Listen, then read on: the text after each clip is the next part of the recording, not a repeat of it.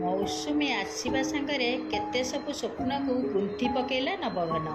आज अधा जमी हल कर से 4 एकर जमी धान, एकर जमी झुडंग, अध एकर जमी बैगण चाष कर।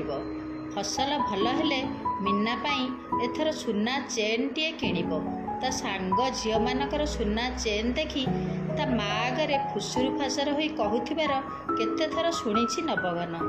पार्वती सबुबले ताको बुझाउथाए, व्यस्त हना माँ, एथर भल फसल हेले बापा तो पाई निश्चय सुना चेन टे किणिदेबे। 2 वर्ष होईगलानी गुहाल छपर होइनी। कष्टे मष्टे नड़ा बाउंश संग्रह करी घर छपरटा करदेउछि सिना। जो बलद 2टिंग पाई चाष काम चली ता सहित कांध को कांध मिसई कालिया मुंशी काम करछंती, सेमानक कथा न बुझिले चलिब किपरि।